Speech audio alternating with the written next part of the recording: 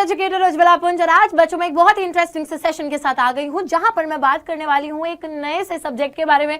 और वो नया सा सब्जेक्ट आप सभी के लिए नया ही है क्योंकि पहली बार है आपकी लाइफ में कि आप लोग बिजनेस स्टडीज को पढ़ने वाले हैं। तो अपनी बीएसटी की प्रेपरेशन को कैसे चालू करना है, कैसे किक स्टार्ट करना है और कैसे धमाल मचा देना है बीएसटी की प्रेपरेशन में, आज बच्चों मैं आपको कुछ टिप्स देने वाली हूं जिससे कि आप अपने क्लास 11th की बिजनेस स्टडीज की प्रेपरेशन और भी ज्यादा अच्छे से कर सकते हैं। तो let us start the class without any further ado. Let us start this session without any further ado.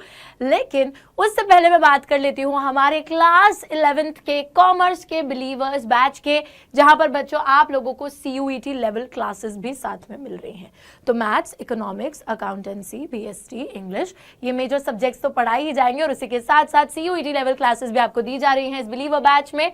पिछले साल का बिलीवर बैच की सारी classes along with live session, zoom seminars, जहां पे टीचर्स आप लोगों के साथ इंटरैक्ट करेंगे और टॉप 500 क्वेश्चंस का PDF भी आप लोगों को यहां पर मिल रहा है बच्चों। साथ ही में देखो ये सब चीजें तो होंगी ही, टीचर स्लाइड्स मिलेंगी, आप लोगों को डिटेल लेक्चर्स मिलेंगे, वन शॉट लेक्चर्स मिलेंगे, chapter test, chapter notes, practice questions, everything you will be getting in this batch. और कमाल की बात तो यह है कि ये बैच वैसे 7999 का है, लेकिन अभी क्योंकि एक बहुत ही भारी डिस्काउंट चल रहा है हमारी डाउटनेट की ऐप पर, अगर आप लोग बिलीवर कूपन कोड लगाते हैं सिर्फ और सिर्फ 30 अप्रैल तक बच्चों आपको ये कोर्स 3999 का मिलेगा।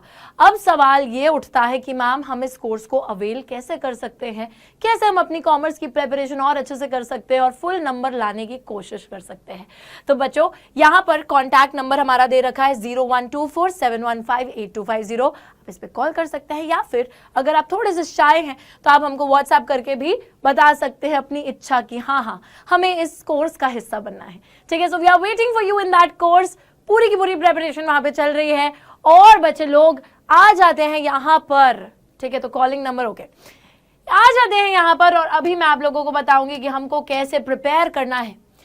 लेकिन सबसे पहले बच्चों एक चीज अपने ध्यान में रखिएगा कि हमारा जो सब्जेक्ट है BST, it's a complete theory subject, complete theoretical subject. अब थ्योरी की जब बात आती है ना तो थ्योरी सुन के ही हमारा दिमाग ऐसे होने लगता है अरे हमें रटना पड़ेगा, हमें बहुत सारी चीजें मगअप करनी पड़ेंगी। बट यार ये आपकी ना लाइफ को लेकर अप्रोच बहुत ही ज्यादा गलत है, क्योंकि अगर आप लोग रट्टाफिकेशन में विश्वास रखते हैं then it is very very wrong.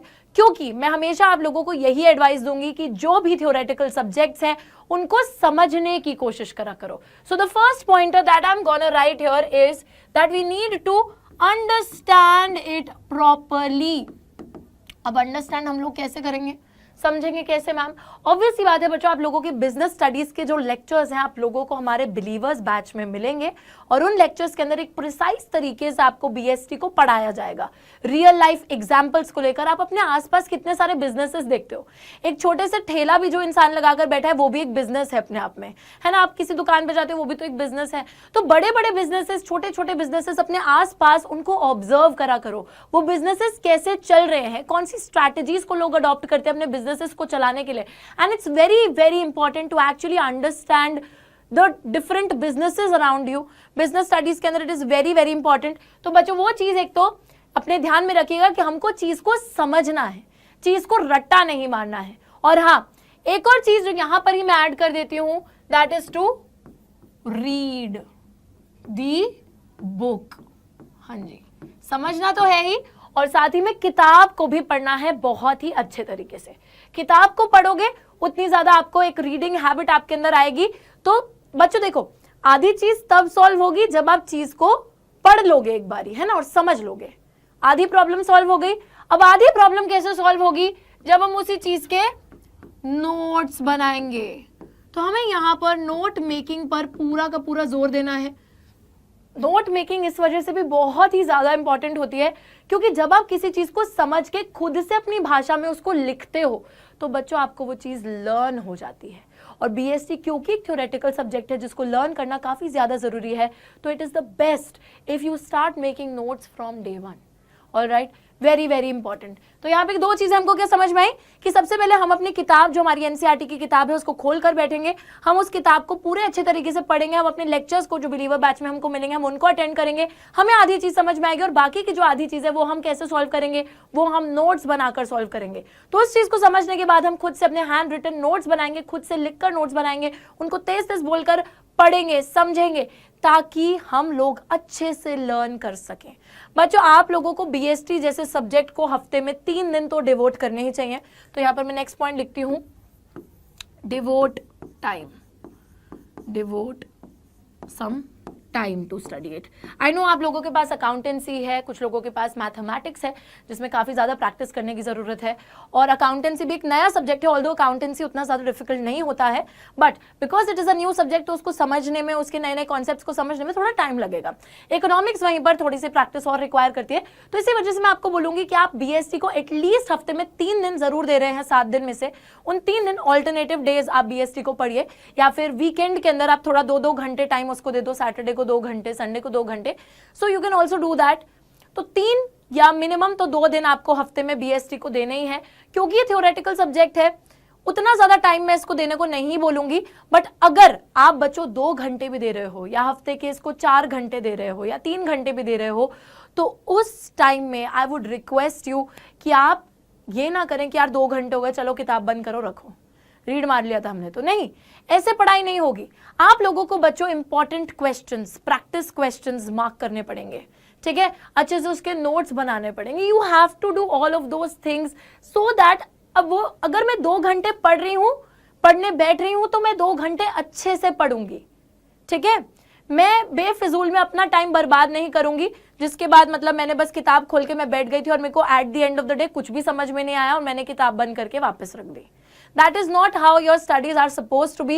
So please make it a point कि even if you are devoting a single hour, आप अपनी दिलो जान लगाकर उस चीज को पढ़ो ताकि वो चीज आपके समझ में आए, ठीक है।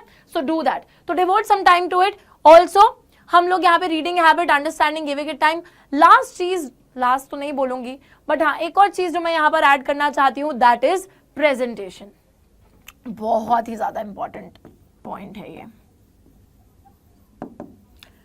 बच्चों। थ्योरेटिकल पेपर में आप किस तरीके से अपने आंसर्स को प्रेजेंट करते हैं, उसको कैसे आप पेपर में लिख कर आते हो, it is very very important.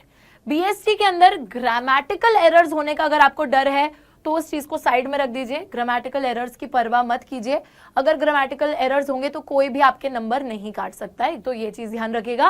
Plus क्योंकि थ्योरी है तो यहाँ पर बचपन से जब आप थ्योरी पढ़ते हुए हैं तो एक चीज हर कोई आपको बताता है, आया है कि right your answers in point, right it in pointers, points में आंसर लिखना है तभी अच्छे नंबर मिलेंगे। और अगर आप लोग बच्चों आंसर्स लिख रहे हो तो पता है एक बहुत अच्छी चीज बीएसटी में क्या है कि आप लोगों को ना चीजों की हेडिंग्स और सब हेडिंग्स लर्न करनी होती हैं। हेडिंग्स और सब हेडिंग्स अगर आपको याद है तो उसके नीचे का जो मटेरियल होता है, जैसे जो 1-2 पॉइंट्स आपको लिखने हैं, पैराग्राफ लिखने हैं, वो आप खुद से लिख सकते हो। हेडिंग सब हेडिंग आपको पता होनी चाहिए, बाकी चीजें अगर आपने समझ रखी होंगी तो आप खुद से आंसर लिख पाओगे। और क्योंकि अगर आपने नोट्स बनाए होंगे तो फिर तो पक्का अच्छे से लिख पाओगे। तो पॉइंटर्स में लिखो, रिमेंबर टू अंडरलाइन की पॉइंट्स, की पॉइंट्स को अंडरलाइन करेंगे हम लोग, की पॉइंट्स के साथ साथ हेडिंग्स और सब हेडिंग्स को, हेडिंग्स एंड सब हेडिंग्स, ठीक है। तो ये सब हमको अंडरलाइन करना ही करना है, बहुत ही ज्यादा इंपॉर्टेंट पॉइंट है, ऑलराइट। और साथ ही में बच्चों आप थोड़ा अपना आंसर वगैरह इनोवेटिव बना सकते हो, बट वो इनोवेटिव कैसे बनेगा, क्योंकि अगर आपने अपने खुद की हैंड रिटन नोट्स पे मेहनत करी होगी तो आपके आंसर्स भी इनोवेटिव बन पाएंगे। इनोवेटिव का मतलब है कि जैसे आप कोई भी आंसर लिख रहे हैं, सपोज यहाँ पर मैं कोई भी टॉपिक लिख रही हूँ, उस टॉपिक के 4 पॉइंट्स हैं, मैंने इस तरीके से एक फ्लो चार्ट बना दिया और टॉपिक ए, टॉपिक बी, टॉपिक सी, टॉपिक डी, फिर उसके नीचे उसके क्या क्या पॉइंट्स हैं वो मैंने लिख दिए। तो इस तरीके से आप एक फ्लो चार्ट बनाकर भी अपने आंसर्स को लिख सकते हैं। बहुत ही ज्यादा अच्छा लगेगा आपके एग्जामिनर को जब आप इस तरीके से लिखोगे। बट ये आप तभी लिख पाओगे अगर आपने अपने नोट्स में मेहनत करी होगी, अगर आपको ऐसे लिखना आता होगा पहले से ही। पहले से अगर आपने इस तरीके से पॉइंटर्स अपने बनाए होंगे, then only you will be able to reciprocate it in your exam, है ना, है कि नहीं? बिल्कुल यही बात है, ठीक है। तो इस तरीके से हमको अपने आंसर्स को प्रेजेंट करना है। क्या क्या पॉइंटर्स मैंने बताए? किताब पढ़नी है, क्लासेस अटेंड करने के बाद चीजों को समझना है, रट्टा बिल्कुल भी नहीं मारना है, उसी के साथ टाइम डिवोट करना है, हफ्ते के 3 दिन 4 दिन, ज्यादा लेने हैं तो ज्यादा टाइम, 3 दिन तो मिनिमम आपको डिवोट करना ही है बिजनेस स्टडीज को।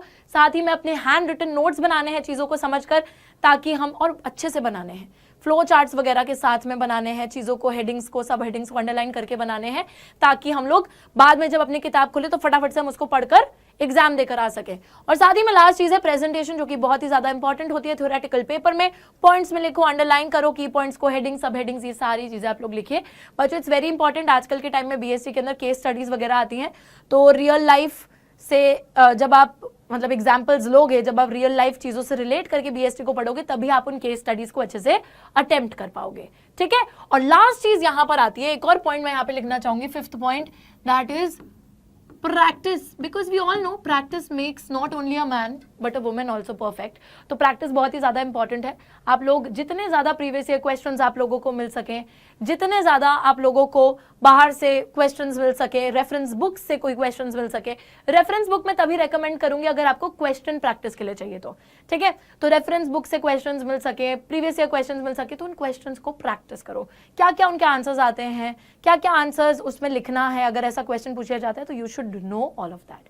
Alright guys, so thank you so much. इस तरीके से आप लोग अपने बीएससी को पढ़िए और आई होप कि आप लोग बहुत अच्छे नंबर स्कोर करें। बिलीवर्स बैच के अंदर बिजनेस स्टडीज की क्लासेस होने वाली हैं बच्चों। बिलीवर्स बैच के बारे में मैंने आपको बता दिया, और सिर्फ बीएसटी ही नहीं, हमारा इकोनॉमिक्स, अकाउंटेंसी, मैथमेटिक्स, इंग्लिश, ये सारी क्लासेस आपको प्रोवाइड की जाएंगी, एंड अलॉन्ग विद दैट आपको सीयूईटी लेवल की क्लासेस भी प्रोवाइड की जाएंगी। So thank you so much, I will see you next time. तब तक के लिए take care and bye bye.